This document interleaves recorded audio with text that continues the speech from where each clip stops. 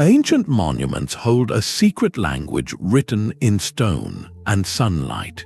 This is the story of sacred geometry, a hidden code used by master surveyors to harmonize human structures with the earth and sky.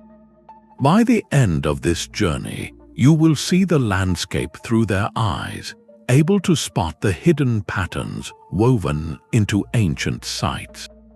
How did they achieve such impossible precision without modern tools? And what cosmic truths were they trying to preserve?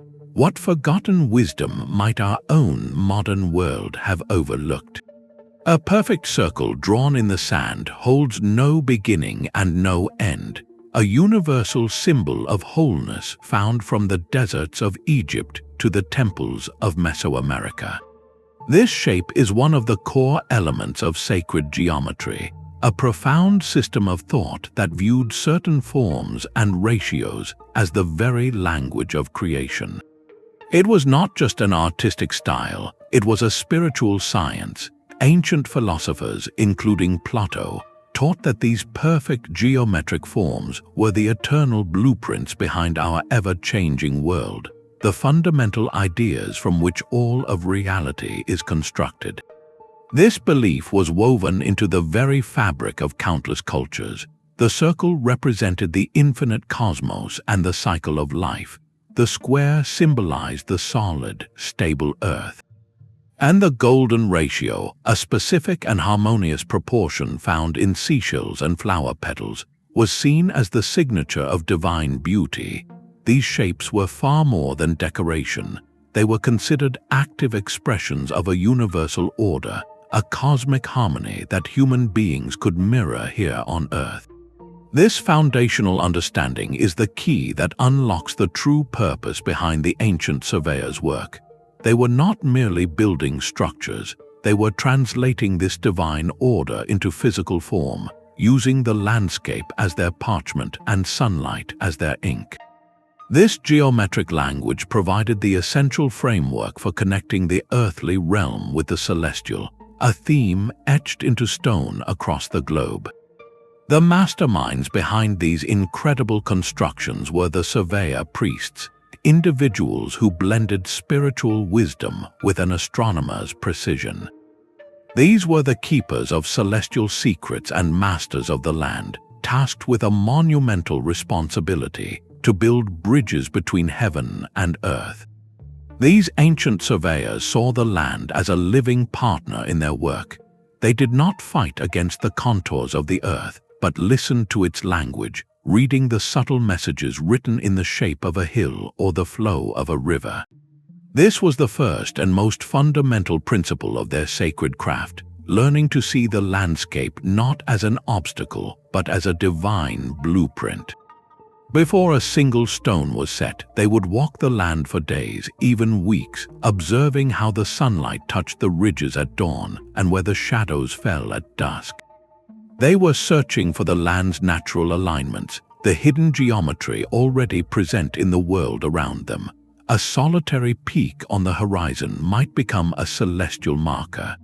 A gentle valley between two hills could frame the rising sun on a specific day of the year. They understood that the earth itself was already sacred. Their task was simply to reveal that inherent sanctity by placing their structures in resonant conversation with it. This deep observation gave them everything they needed to begin their precise work, using simple yet profoundly effective tools to translate their vision into reality. One of their most vital instruments was a length of knotted rope. This humble cord was their measuring standard, their calculator, and their geometric proof system all in one. By stretching the rope between stakes and using the knots to maintain consistent lengths, they could lay out perfect right angles and create massive squares on the ground with astonishing accuracy. This technique, known as rope stretching, was the practical application of their geometric wisdom. It was a sacred act, the very foundation from which a temple's alignment would grow. With a basic shape established on the earth, their next step was to connect this earthly geometry to the heavens above, using the most reliable clock they had, the sun. This principle of working with the land is etched into the stones of the Great Pyramid of Giza. Its position on the Giza Plateau was a deliberate choice, its elevated foundation providing a stable platform that reached toward the stars. The ancient surveyors did not see a barren landscape to be conquered, but a living canvas already rich with meaning. They sought out hills, river bends, and unique rock formations that naturally held geometric relationships or seemed to amplify a sense of the sacred. A mountain was not just stone and soil, it was a peak of cosmic energy reaching for the heavens. A winding river was not merely water, it was the very flow of life given form. Their genius lay in recognizing these features as divine gifts, to be integrated, not altered. Why struggle to build an artificial mound when a natural hill could serve as the heart of a temple? Why dig a moat when a crescent-shaped river could define a sacred circle? This approach minimized the immense labor of construction while maximizing the symbolic power of the final structure. It created a seamless bond between human design and the natural world, a harmony that resonates through the ages. This deep ecological wisdom, this profound respect for the Earth's own blueprint, is something modern architects are only just beginning to appreciate. And this intentional placement, this rooting of a structure in the soul of its environment, was only the first step. The true magic happened when they invited the sun to join the conversation. That narrow beam of light piercing the darkness of Newgrange was a masterstroke of celestial engineering. These ancient architects did not merely observe the sky, they built a conversation with it, using sunlight and shadow as their most sacred materials. The solstice sunrise was their ultimate deadline, a moment of perfect alignment that required years of precise planning. To achieve this, they became masters of solar and lunar cycles, tracking the sun's journey across the horizon with painstaking patience. They noted where it rose and set day after day, watching as these points shifted slowly northward in the spring and southward in the autumn. The two extremes, the solstices, became their anchor points in time.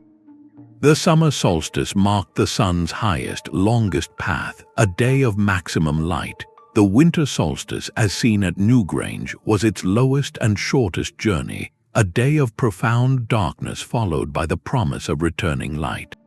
This cycle was not just a calendar for planting crops, it was a powerful symbol of death and rebirth, etched into the very alignment of their monuments. By marking these celestial events with stone, they transformed a passive observation into an active, dramatic experience of cosmic renewal. To translate this celestial knowledge into stone, they employed simple yet brilliant tools. One of the most fundamental was the Gnomon, a simple vertical rod placed in the ground. By meticulously tracking the path of its shadow throughout the day, a surveyor could map the sun's movement with incredible accuracy. The shortest shadow of the day pointed directly north, establishing true north without any need for a magnetic compass. The points where the shadow touched a circle drawn around the Gnomon at the equinoxes would define a perfect east-west line. This was pure observational science, using the sun's own light to inscribe directions onto the Earth. For longer-term alignments, they used horizon markers. A notch between two distant hills, a lone, distinctive tree, or a specially placed standing stone could serve as a fixed sightline. When the sun rose or set directly over that marker, it signaled a specific and important day in their cosmic calendar. This method turned the entire landscape into a giant clock and calendar, where the sun itself was the moving hand. The Great Passage Tomb of Newgrange is a testament to this painstaking process. Its long entrance passage perfectly oriented so that only on the days around the winter solstice does the dawn light travel its entire length to illuminate the inner chamber. This was not a vague hope, it was a precise calculation achieved with little more than keen observation, a length of rope, and a deep understanding of celestial patterns.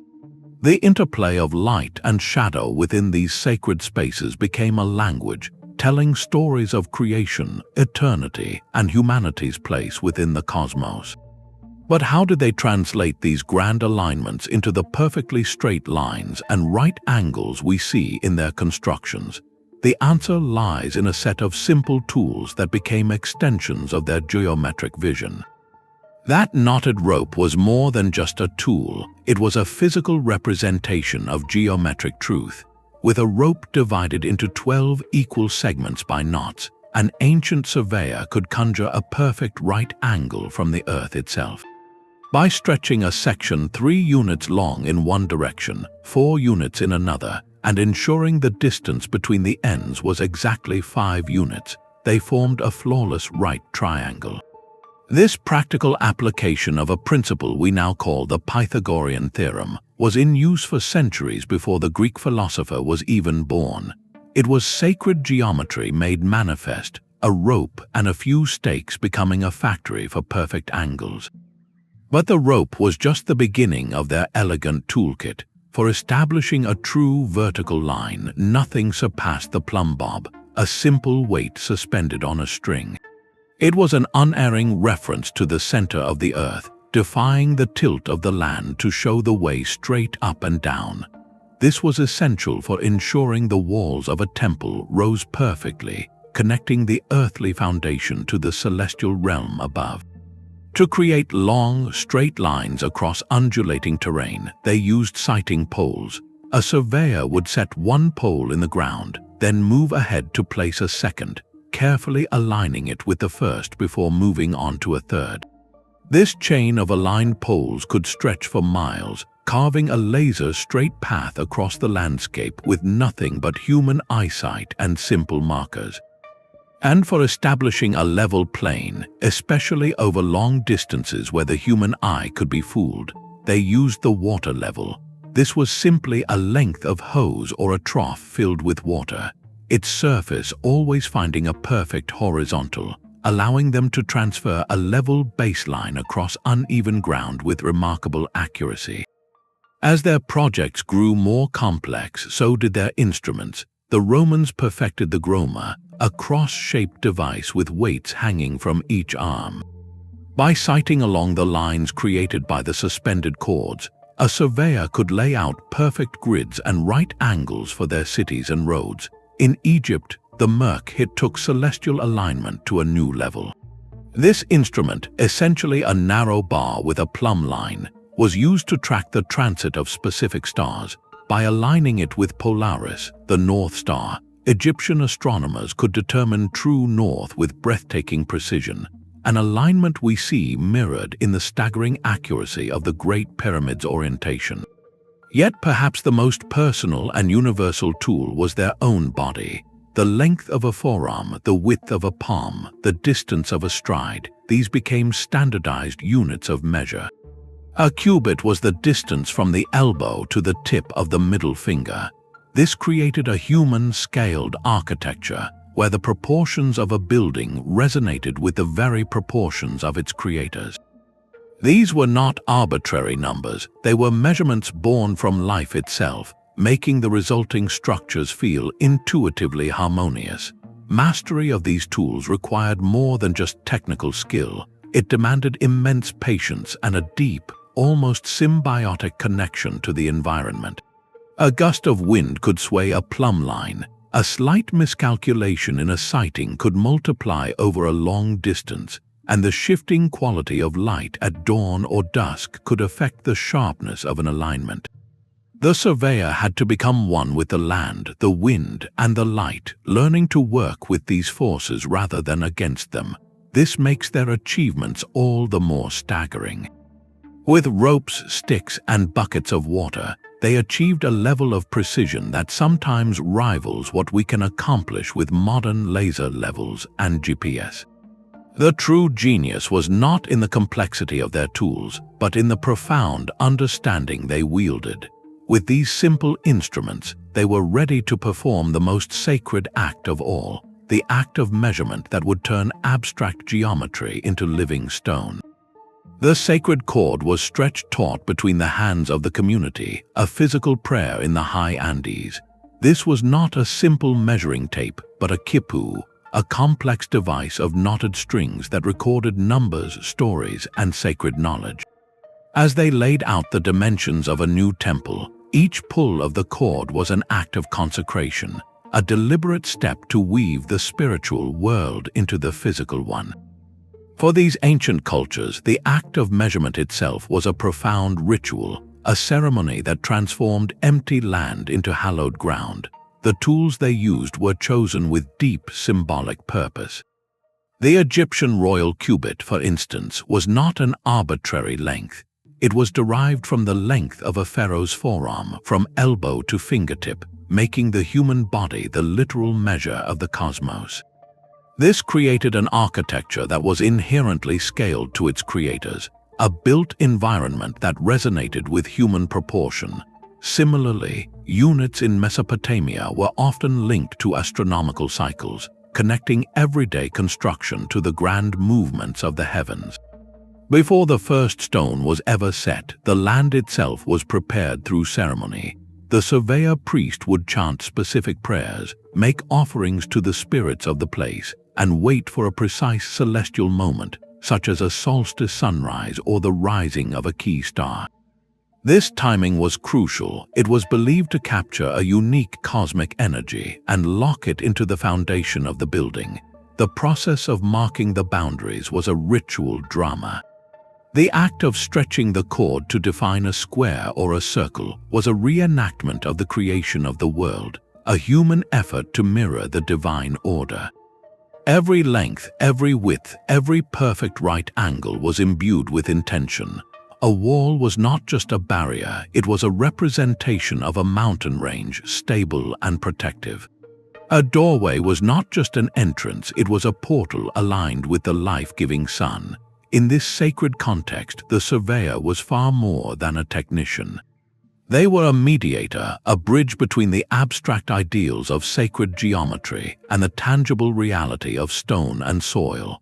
Their role was to translate invisible cosmic patterns into a living, breathing structure that would stand for generations. They were not just building a temple, they were anchoring a piece of the celestial blueprint onto the earth. This ritualistic foundation laying established a spiritual template, a charged pattern that every subsequent builder would follow. The energy and meaning encoded in those initial measurements were believed to permeate the entire structure, offering protection and ensuring its harmony with the universe. This is why the precise orientation and proportions of these ancient sites were considered non-negotiable. They were the very heart of the building's sacred purpose. And this is the very reason we can still read their intentions today, etched into the silent, enduring stone. From high above, the Pyramid of the Sun at Teotihuacan resolves into something far more than a mountain of stone. It becomes a perfect geometric diagram, its square base meticulously oriented to the four cardinal directions with an accuracy that still defies easy explanation. This breathtaking precision began with a single, sacred line. Before any earth was moved, the Surveyor Priests would establish a primary axis, a foundational baseline often aligned to true north by patiently tracking the circumpolar stars. This line was the first stroke of their invisible blueprint, the unwavering reference from which all other shapes would grow.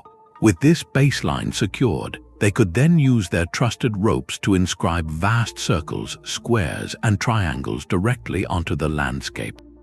One of their most powerful geometric constructions was the Vesica Piscis, the almond-shaped area created by the overlap of two circles of the same size. This simple yet profound form was a geometric generator. Its proportions could be used to derive other perfect shapes and harmonious ratios, which in turn dictated the exact placement of walls, the distance to an altar, or the width of a grand gateway.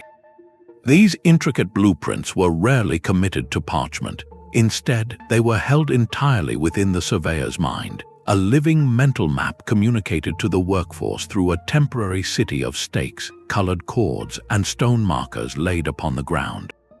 Each shape in this sacred vocabulary carried a deep symbolic weight. The square, with its 4 equal sides, represented the stability and order of the earthly realm. The circle, endless and without corners, symbolized the infinite heavens and the cosmic cycles. Where these two shapes intersected, where the square of the earth met the circle of the sky, was considered the most sacred space of all, a place where the divine and the mortal could communicate. Decoding these patterns is like learning to read a forgotten language.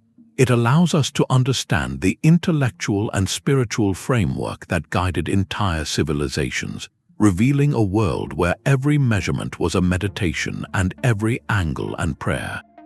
And as we learn to interpret this language, we see how these universal blueprints were not rigid templates, but living ideas, expertly adapted to the unique spirit of each place they touched.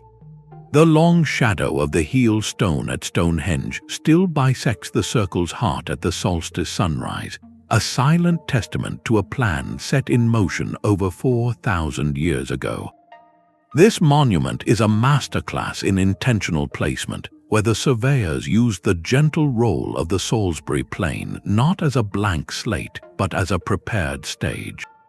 They chose this specific location because its high, open horizon provided an unobstructed view of the sun's journey, turning the entire sky into a measurable dial. The outer ring of sarsen stones and the inner horseshoe of trilithons are not random arrangements.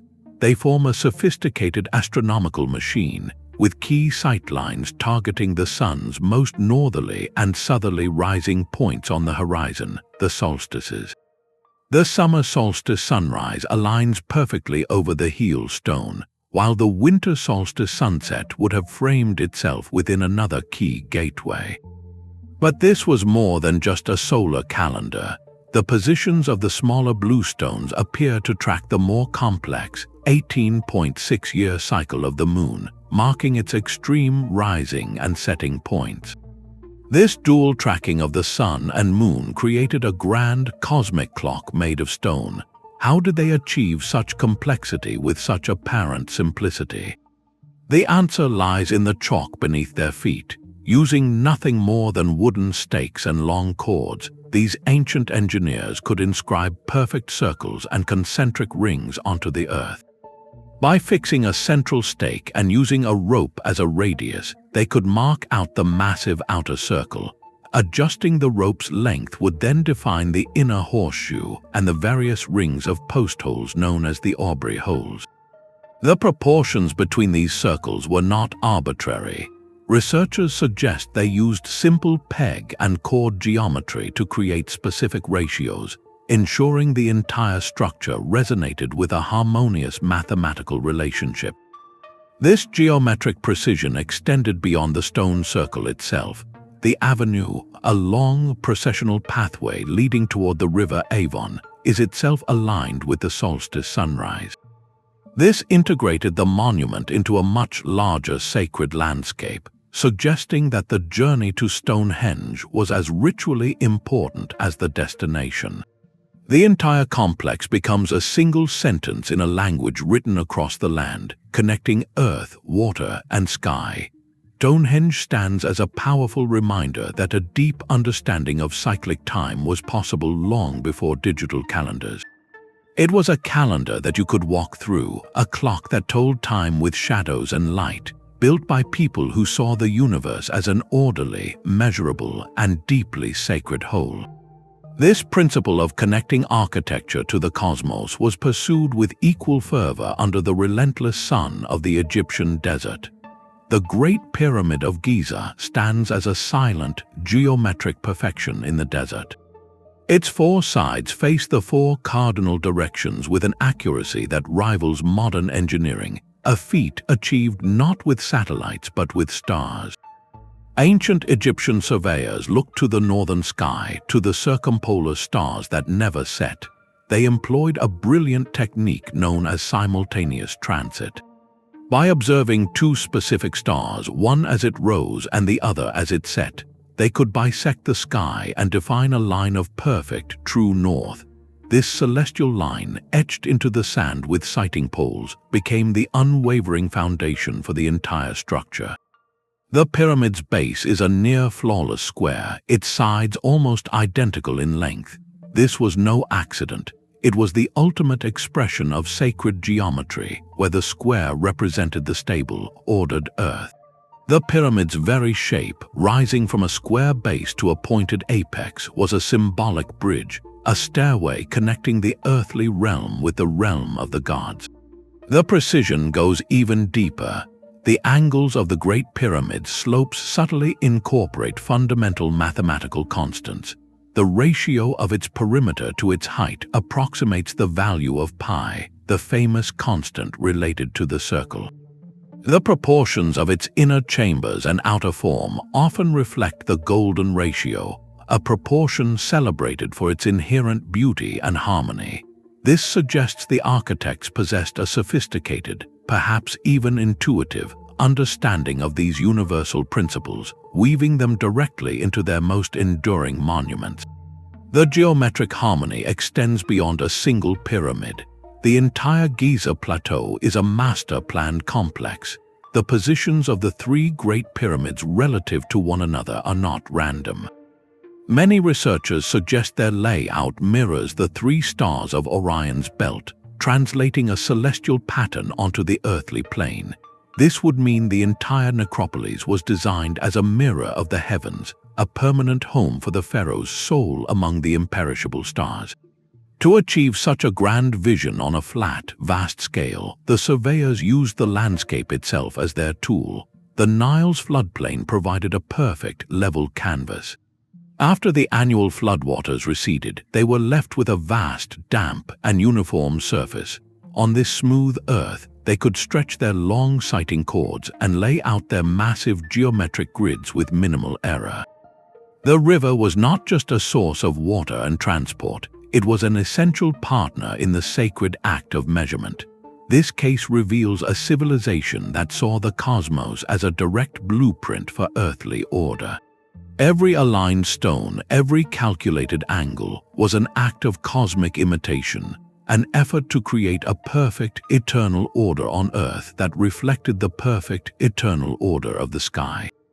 From the stark, sun-baked geometry of the Egyptian desert, we now journey to the dense, living jungles of Mesoamerica, where another civilization mastered a geometry that flowed with the land itself. From the sun-baked geometry of Egypt, the sacred blueprint finds a different voice in the lush, green world of the Maya. A surveyor priest standing atop the Grand Pyramid at Tikal would not see an empty horizon, but a landscape alive with meaning. His gaze would travel across the endless green canopy, locking onto a specific, distant mountain peak. That peak was not a random feature of the terrain. It was a celestial marker, indicating the precise position of the rising sun on a day of great ceremonial importance. In Mesoamerica, the entire world was part of the design. Cities like Teotihuacan, Chichen Itza, and Palenque were not simply built upon the land, they were woven into its very fabric. The surrounding mountain ranges, the hidden cave systems seen as portals to the underworld, and the life-giving water sources were all considered active participants in the urban plan. A pyramid was often positioned to frame a sacred mountain, making the natural formation a permanent part of the temple's backdrop. A ceremonial causeway might run directly toward a cave opening, physically connecting the world of the living with the realm of the spirits. This was a holistic vision where architecture completed a sacred conversation already happening in the landscape. The most famous example of this celestial dialogue is the Castillo at Chichen Itza. During the equinoxes, the setting sun casts a series of triangular shadows down the pyramid's northern staircase. These shadows connect with stone serpent heads at the base, creating the stunning illusion of a feathered serpent slithering down from the heavens. This was not a happy accident. It was a masterwork of precise angular calculation, a permanent solar event engineered into the stone, demonstrating an intimate understanding of the sun's changing path through the year. To achieve such precision across their vast cities, Maya surveyors used standardized units of measurement, such as the hanab, and employed their own versions of chord knotting to establish perfect right angles and harmonious proportions. They laid out great plazas and aligned sprawling complexes using these simple tools, ensuring that every element, from the grandest temple to the most humble residential platform, resonated with the same geometric order. The result was a city that functioned as a cosmic model. The layout mirrored their understanding of the universe, with the central pyramids representing the world tree or the sacred mountain at the center of creation, and the surrounding structures mapping out the celestial realms.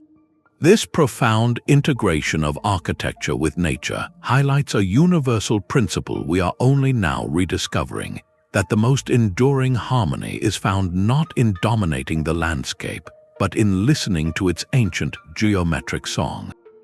The ancient city of Mohenjo-Daro rises from the Indus Valley Plains, its streets a perfect geometric grid laid out with an engineer's precision. Yet its true genius flows just beneath the surface, in a network of drains and channels that turn the simple movement of water into a sacred design. For these master planners, water was not merely a utility, it was a living element of their geometric language, its flow and purity central to the city's spiritual order. Across countless cultures, water sources became the natural anchors for sacred geometry. A life-giving spring or a reflective pool offered more than just physical sustenance. It symbolized the flow of consciousness and the mystery of the unseen world. Surveyors would intentionally position their temples near these sources, weaving the element directly into their architectural plans. A still pool of water could act as a perfect mirror, doubling a celestial alignment by reflecting the sun or moon and creating a bridge between the world above and the world below. Canals were not just for irrigation, they were liquid pathways that extended a temple's sacred axis across the landscape. This principle is powerfully evident at the Oracle of Delphi in Greece, where a natural spring was considered the very center of the world. The entire temple complex, with its precise geometric layout, was oriented around that sacred source, believed to be the home of the earth goddess Gaia.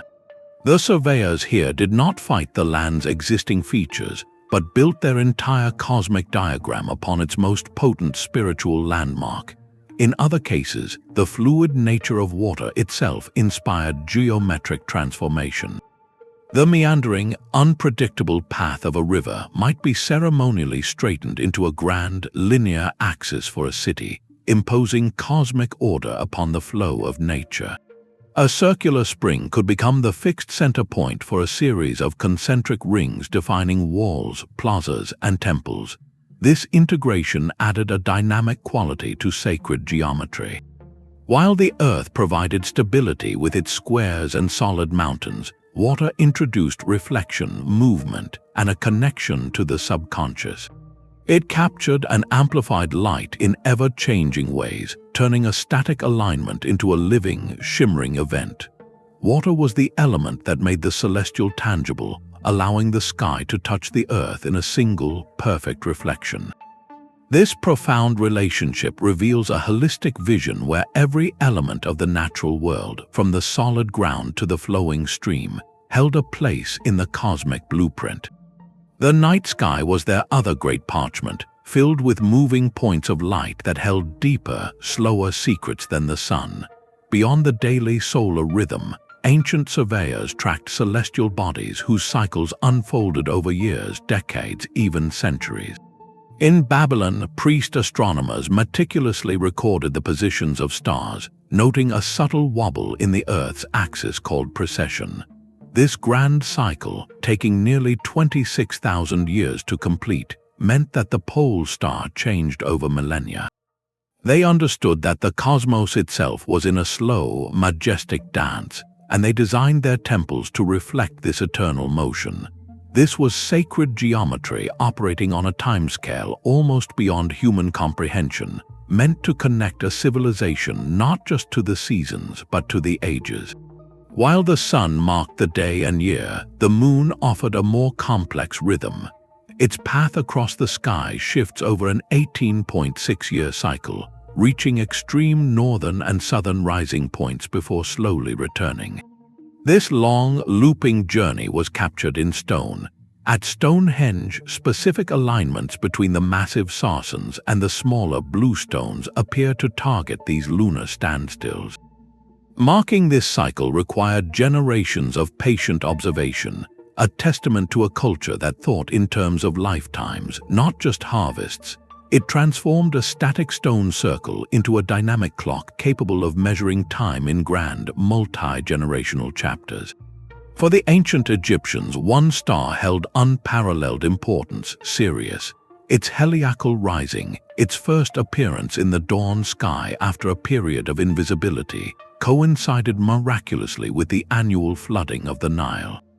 This celestial event heralded the new year and the life-giving inundation that sustained their civilization. Temples were carefully oriented so that the light of Sirius would penetrate deep into their inner sanctuaries on this precise morning. The star became a divine timekeeper, its alignment woven into the very fabric of their sacred architecture, ensuring that the celestial trigger for their prosperity was ceremonially acknowledged each year. Across the ocean, Maya skywatchers fixed their gaze on Venus. They charted its 584-day cycle as it shifted from the brilliant evening star to the morning star with extraordinary precision. Their observatories, like the Caracol at Chichen Itza, feature narrow, slitted windows that frame Venus at key points in its journey. The entire layout of their ceremonial centers was often dictated by the planet's path, embedding its cyclical drama of death and rebirth into the urban plan.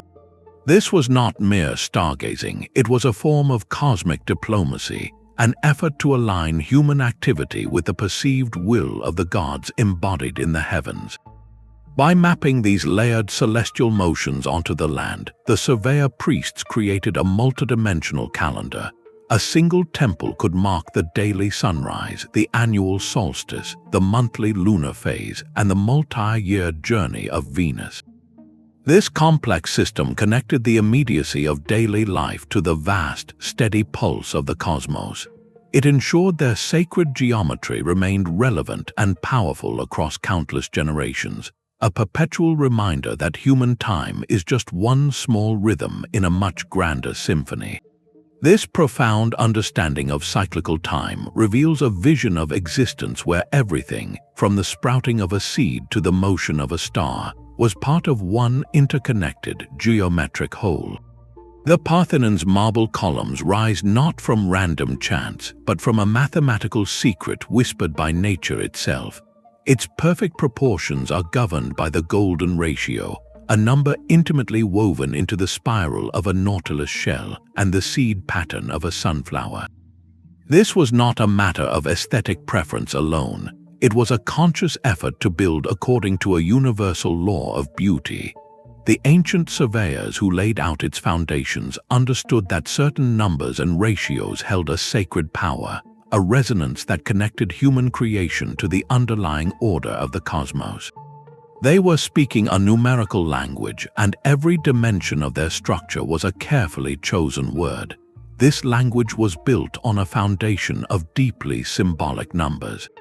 The number 3 often represented a divine trinity, the unity of body, mind, and spirit, or the 3 worlds of heaven, earth, and the underworld.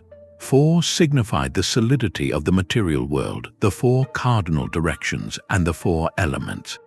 7 echoed the wandering planets visible to the naked eye, while 12 embodied a complete cosmic order, seen in the 12 months of the year and the 12 signs of the zodiac. These were not abstract concepts, they were the active ingredients of sacred design. A temple might feature 12 columns around its perimeter, not because 12 was a convenient number, but because it invoked celestial harmony. A staircase might have 7 steps, aligning the ascent with the planetary spheres. This numerical code provided a consistent framework that transcended cultures and continents. In the soaring vaults of Gothic cathedrals, the same principles applied. The architects used the square root of 2, a dynamic proportion, to generate the complex geometric patterns that supported their immense stone ceilings. This ratio balanced stability with an upward thrust, a perfect expression of faith reaching for the heavens. Similarly, the intricate floor plans of Hindu temples are often elaborate mandalas, geometric maps of the universe whose proportions are dictated by these same sacred numbers, guiding the worshipper on a symbolic journey toward enlightenment. The surveyor's role was to translate this symbolic numerology into physical space. Using their ropes and stakes, they would construct these perfect ratios directly on the ground. To create a golden rectangle, they would start with a square, then use a simple geometric construction to extend it into a rectangle whose sides were in the divine proportion. This rectangle could then be subdivided infinitely, each smaller section maintaining the same perfect harmony. The result was an architecture that felt intuitively right, that resonated with a sense of peace and balance because it mirrored the very patterns of growth and form found throughout the natural world. By adhering to this numerical prayer, these ancient builders did more than create beautiful structures.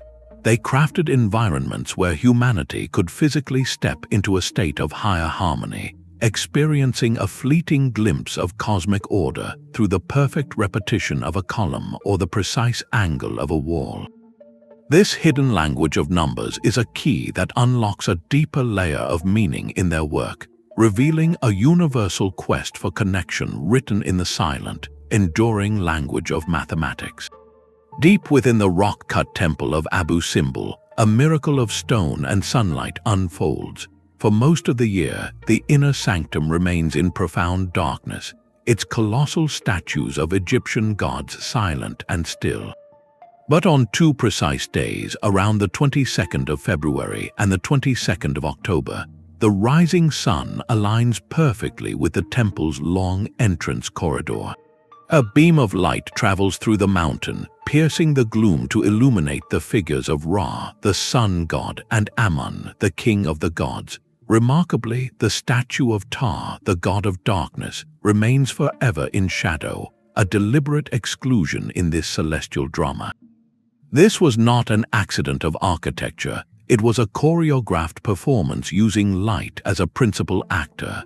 The ancient surveyors who designed this were masters of chiaroscuro, the interplay of light and shadow. They understood that sunlight was not merely a source of illumination, but a dynamic, almost living substance that could be channeled, sculpted, and given meaning. Their tools for this were deceptively simple. A gnomon, a single vertical stick placed in the ground, was their most fundamental instrument. By tracking the sweeping arc of its shadow throughout the day, they could mark the hours. By noting the shadow's length at noon across the seasons, they could determine the solstices and equinoxes, turning a patch of earth into an accurate calendar. On a grander scale, massive obelisks served the same purpose, their long, moving shadows painting time across the plazas of ancient cities. This knowledge was then engineered directly into their structures. They designed narrow apertures, slits in stone, and long, dark corridors to act as solar telescopes. These features filtered the raw sunlight, transforming it into a sharp, focused blade that would strike a specific point on a wall or floor only on a significant day. Reflective pools of water were used to amplify and soften light, casting shimmering, ethereal patterns onto ceilings, making the very air within a temple feel alive and sacred. This artistic use of light extended far beyond Egypt. In European passage tombs, sunlight passing through a carefully placed opening might project the image of a carved spiral onto an inner wall, animating the stone with symbolic meaning for a few fleeting minutes each year. The stone itself seemed to come to life, telling a story of cycles and rebirth without a single spoken word. Achieving this required an astonishingly precise understanding of the sun's changing path through the year.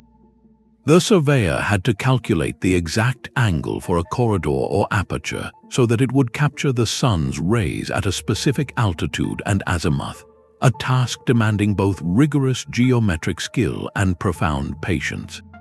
Light for them was the ultimate revealer of geometric truth. It made the invisible lines of their sacred alignments tangibly visible, if only for a moment. It connected the heavy, tangible world of stone with the transcendent, intangible realm of the divine. In this sacred work, the surveyor was both scientist and poet, using the fundamental laws of nature to write verses of light upon the darkness. The central tower of Angkor Wat rises like a stone mountain from the heart of a vast geometric cosmos.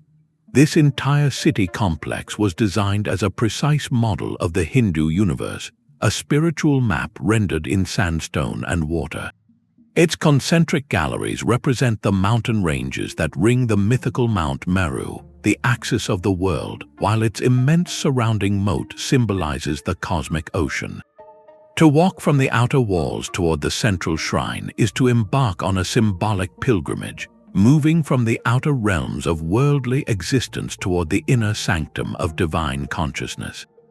This was the ultimate purpose of sacred geometry in temple design, to guide the soul on a structured journey of ascent using physical space as its guide.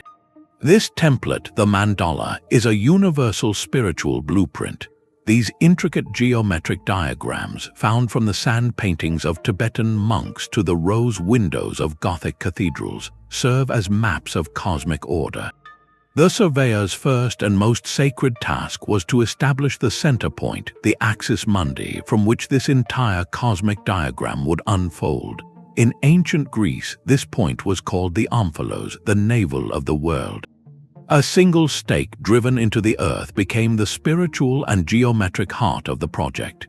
From this unmoving center, they would stretch their sacred cords to inscribe vast circles and squares onto the landscape, ensuring perfect symmetry and alignment with the cardinal directions. This practice was not limited to solitary temples.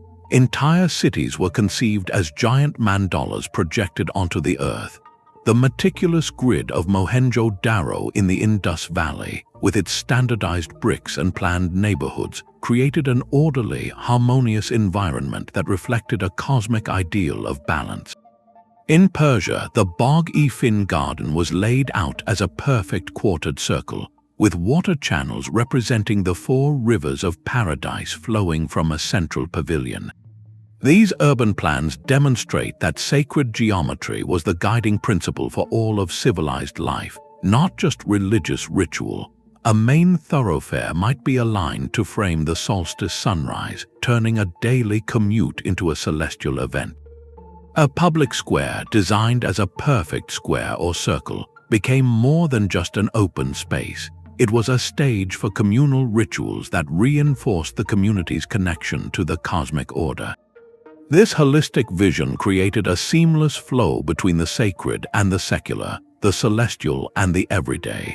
The legacy of this ancient, intentional planning is all around us, etched into the street grids of our modern cities and the symbolic layouts of our public spaces, a silent testament to a time when the entire human habitat was designed as a conscious reflection of the heavens. A master surveyor in ancient China did not hand his apprentice a book of instructions. Instead, he pointed to the night sky, reciting verses from the Zhu Bai Suan Jing that linked the shadow of a Gnomon to the movements of the stars. This was how sacred knowledge lived and breathed, passed from one generation to the next not through fragile parchment, but through the living libraries of human memory and practice. The most sophisticated geometric algorithms and alignment secrets were entrusted to a select few within closed guilds or priestly families. This was not merely a career, it was a calling, entered into through long apprenticeships and solemn initiation rites.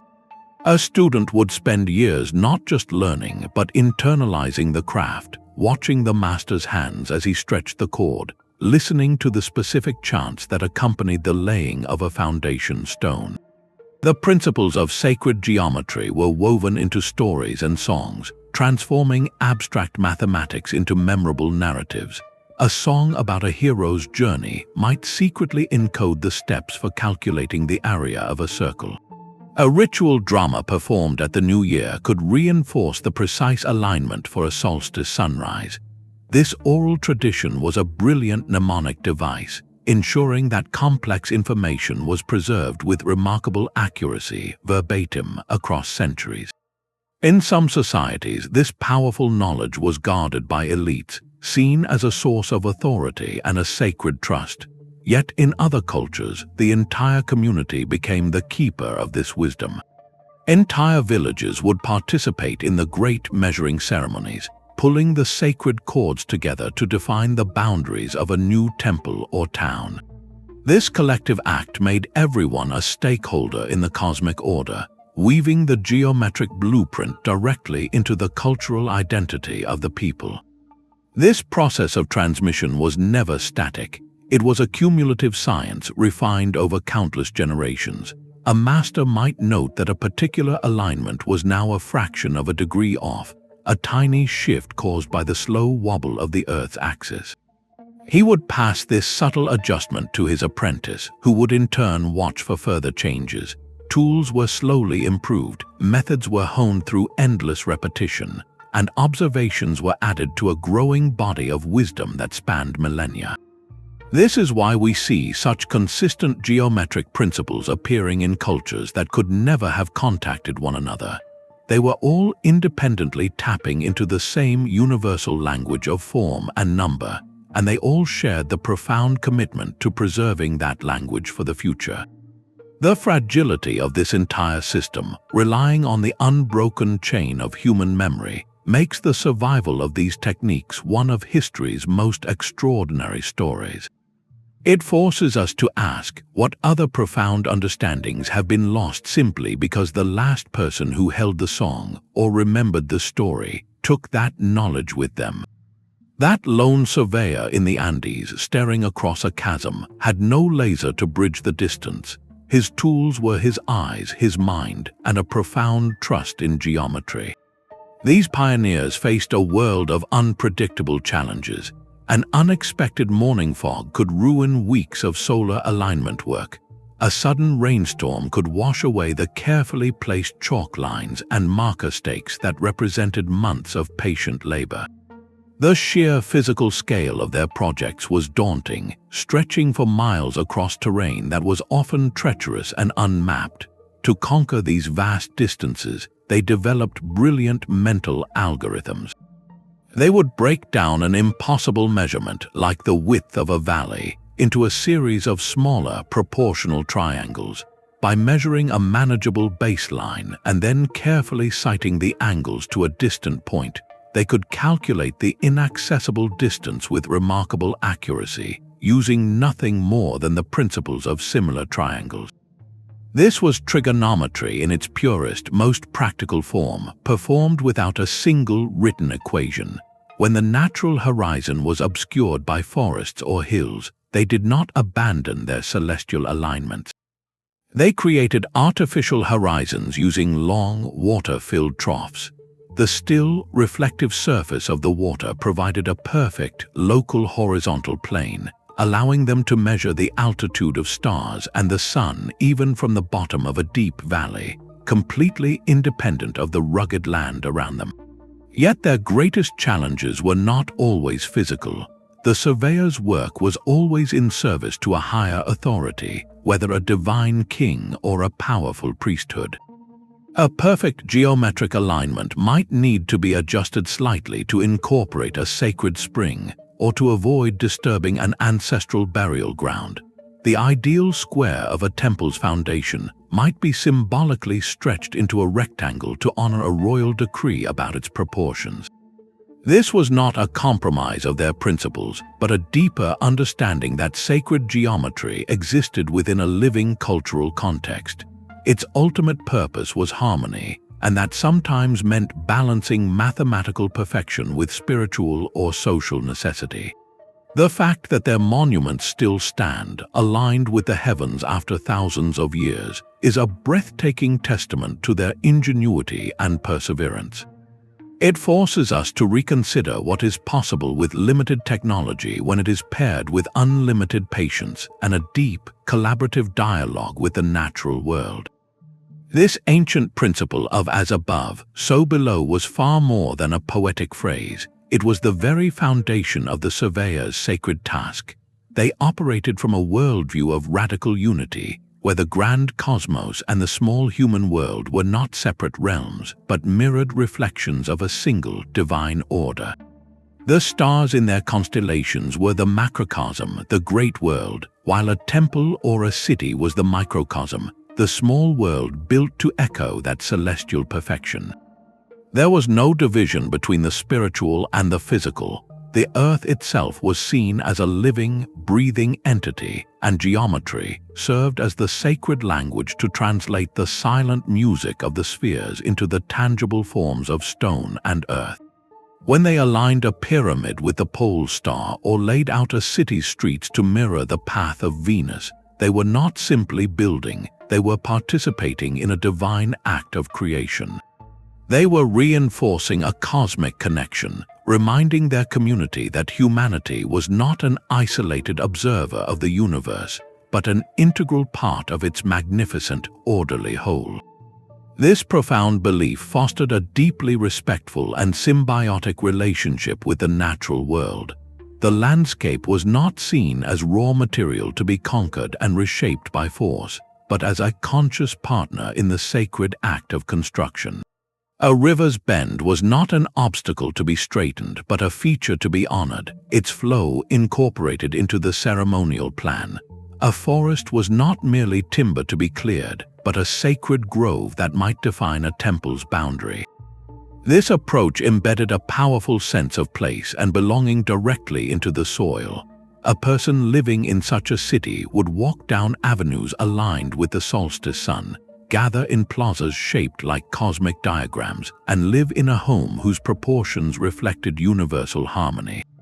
Their cultural identity was not just in their stories and songs, but etched into the very geometry of their daily surroundings, creating an unbreakable bond between the people, their land, and the heavens above. This holistic philosophy, which saw everything as interconnected, stands in quiet contrast to the fragmented view that often separates us from our environment today. It offers a timeless lesson in integration and reverence, a reminder that true harmony is found not in dominance, but in a conscious, deliberate partnership with the living world we inhabit. The geometric heart of Washington, D.C. beats with an ancient rhythm. Pierre L'Enfant's 1891 plan for the capital was not a purely modern invention, but a direct continuation of the sacred blueprint. He designed sweeping diagonal avenues overlaid on a standard grid, creating ceremonial vistas and public circles that intentionally echoed the grand axial plans of ancient Rome and the symbolic geometries of European royal cities. This was sacred geometry adapted for a new republic, using alignment and proportion to encode ideals of order and democratic aspiration into the very streets. The legacy of the ancient surveyors is not confined to history books. It is the invisible framework of our modern world.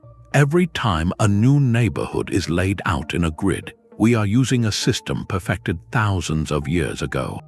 When a skyscraper is oriented to capture the path of the sun, or a building's proportions are carefully calculated for aesthetic harmony, we are employing principles those early masters understood intuitively. The tools have changed from knotted ropes to GPS satellites, but the foundational goals of creating order, establishing direction, and achieving balance remain strikingly similar. This revival of interest blossomed in the 19th and 20th centuries as mathematicians and artists rediscovered the golden ratio and the Fibonacci sequence. Architects like Le Corbusier were profoundly influenced, developing his modular system, a scale of harmonious measurements based on the human form and the golden section, in a direct attempt to re-inject human-centered proportion into modern architecture. He sought to combat the impersonal boxiness of some industrial design by returning to the very principles that guided the builders of the Parthenon. Even the science of measuring the earth itself, modern geodesy, relies on a core technique that would be deeply familiar to an ancient surveyor: triangulation. By measuring the angles between distant points, Today's scientists can map the planet with millimeter-scale precision, a high-tech echo of using sighting poles to measure an inaccessible valley. And in the digital realm, this ancient conversation continues. Algorithms now generate complex patterns and procedural landscapes that uncannily mimic the organic forms and fractal patterns found in nature and encoded in ancient sites. This is not a coincidence, it is a recognition that the same underlying mathematical order governs both a snail's shell and a galaxy's spiral. This enduring legacy reveals a profound truth: the human desire to create harmony between our constructions and the natural order is a timeless pursuit. By looking back at these ancient techniques, we are not merely studying the past, we are gathering wisdom for a more sustainable and meaningful future, learning how to build a world that feels both intelligently designed and instinctively right. The most enduring mystery is not how they built these monuments, but why we so often refuse to believe they could. In an age of digital marvels, we sometimes struggle to accept that profound intelligence existed long before microchips, leading to popular theories that credit these wonders to alien visitors or a forgotten super-civilization. These stories are compelling, but they overlook the true marvel, the breathtaking capability of the human mind. The real evidence points not to extraterrestrials, but to extraordinary human ingenuity. Archaeologists have repeatedly demonstrated this through experimental archaeology, where teams using only replicated ancient tools have successfully quarried multi-ton stone blocks, transported them on wooden sleds, and raised them into position using ramps and levers. There is no magic or mystery in the tools themselves: a copper chisel, a stone hammer, a length of rope. The magic was in the generations of perfected knowledge behind their use, a deep, cumulative wisdom passed from master to apprentice. The perceived enigma of their precision often stems from a modern bias, an underestimation of pre-industrial intellect, and a dismissal of sophisticated oral traditions that preserved complex data with remarkable accuracy. We forget that a society without the printing press could possess a living library of technical knowledge held in memory, song, and ritual practice. While the spiritual meanings encoded in these sites may feel esoteric to us, the methods used to build them were grounded in empirical science. Ancient surveyors observed the natural world with a patience we can scarcely imagine, developing mathematical reasoning that we can not only understand but replicate with our own physics and engineering principles. To suggest they needed outside help is to rob them of their greatest achievement. Debunking the myth of aliens does not strip these places of their wonder, it amplifies it.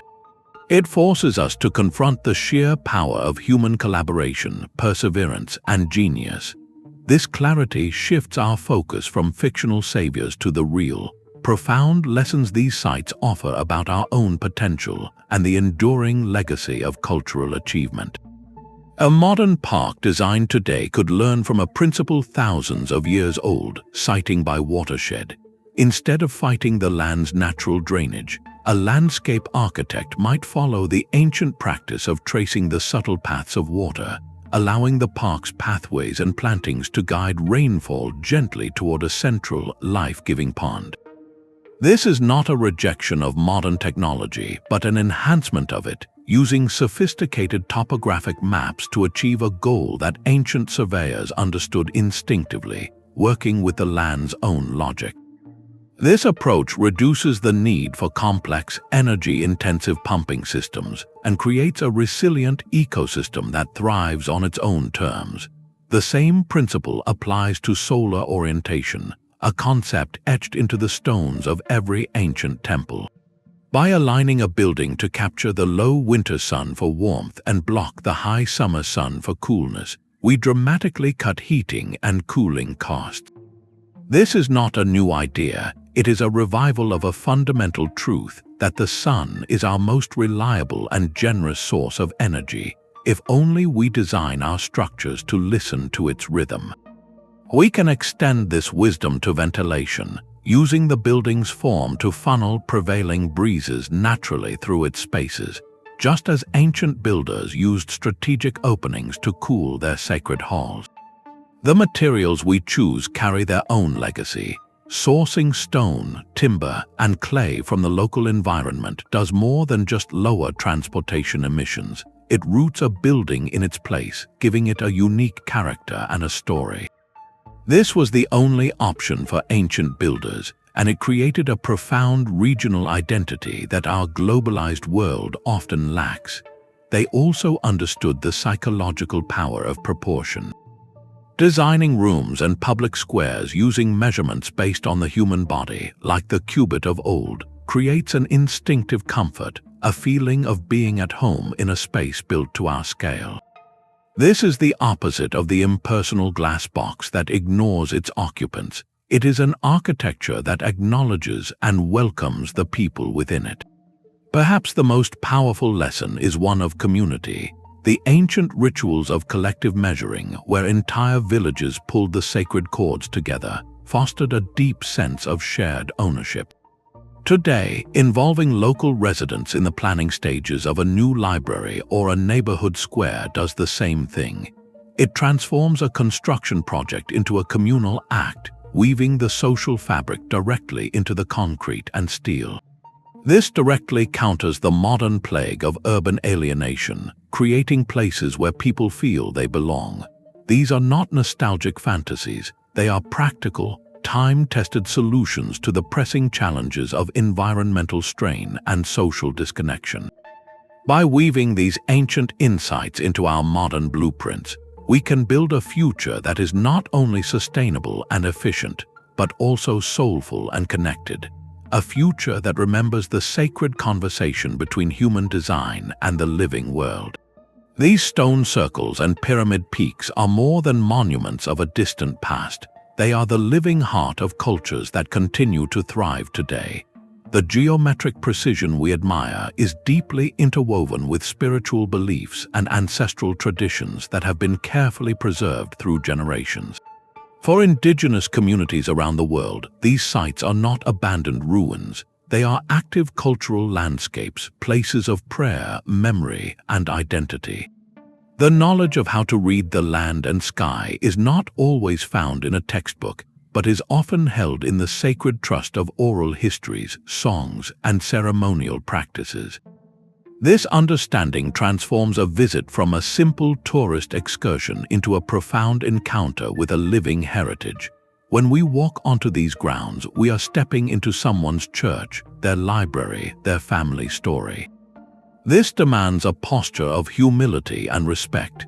Ethical engagement begins with seeking permission where it is required, acknowledging that access is a privilege, not a right. It means following local guidance, staying on marked paths, and never touching or removing artifacts.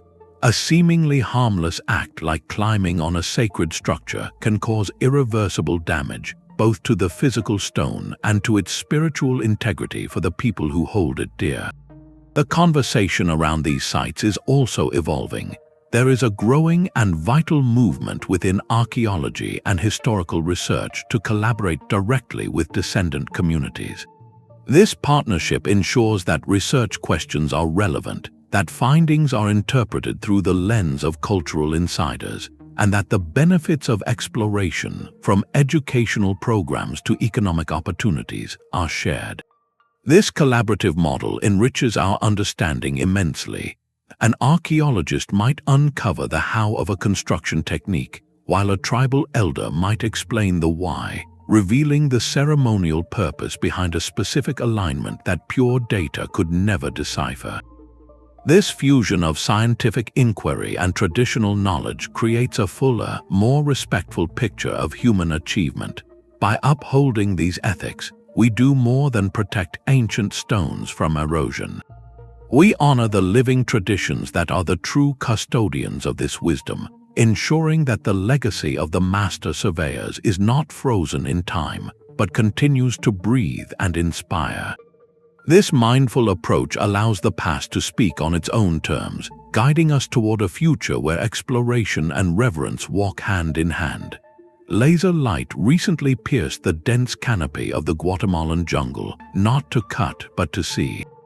This LIDAR technology revealed the ghost of a vast Mayan metropolis hidden for centuries, its causeways and pyramids arranged with a geometric order that stretches for miles. This single discovery rewrote the map of an entire civilization, proving that our current understanding of ancient surveying is merely the first page of a much longer story. The true scale of their planning is almost incomprehensible. How did surveyors maintain a straight line or a sacred alignment across hundreds of kilometers of rugged, forested terrain? In the British Isles, sites like Stonehenge are not isolated monuments, but part of a vast network of henges, burial mounds, and processional ways, all seemingly in geometric conversation with one another across impossible distances. The logistics of such inter-site alignment defy easy explanation, pointing to a shared and highly sophisticated cultural knowledge of the land. Even more baffling is the question of continuity. How was a master plan preserved and faithfully executed over generations, or even centuries? A project begun by a grandfather would be completed by his grandchildren, with no deviation from the original celestial blueprint. This required more than just written instructions. It demanded an unbroken chain of oral tradition and rigorous apprenticeship, a sacred trust passed down through countless seasons. The tools to unravel these mysteries are now sharper than ever. Ground-penetrating radar can map buried foundations and hidden water channels without disturbing a single stone, revealing the full extent of a site's geometric layout. Advanced three-dimensional modeling allows us to simulate the ancient sky, testing archaeoastronomical theories with digital precision to understand exactly which star or sun a temple was built to capture. By combining these technological eyes with the human insights of anthropology, we can search for lost units of measurement, decoding the symbolic language of a city's plan by understanding the cultural values embedded in its proportions. Perhaps the most exciting frontier lies in cross-cultural comparison. When we place the geometric principles of the Maya beside those of the Egyptians, the Indus Valley, and the builders of the Peruvian plains, we can begin to separate universal human discoveries from unique cultural innovations. Were these similar shapes and numbers found independently because they reflect a fundamental truth about our world? Or was there a deeper, shared root to this global wisdom? Each uncovered city, each decoded alignment, is a tribute to the power of the human mind. This is not a closed book, but an ongoing excavation of intellect, one that may yet yield forgotten techniques for harmonizing with our environment that our modern world desperately needs to remember. The surveyor's deepest secrets are still waiting, not in the stars, but in the quiet earth, ready to be measured once again. From the solstice alignments of Stonehenge to the cardinal precision of the pyramids, we have walked in the footsteps of the master surveyors, uncovering a world where landscape and light were not obstacles but active partners in a sacred conversation. Their true genius was not in conquering nature, but in listening to it, harmonizing human intention with the deep, resonant order of the cosmos.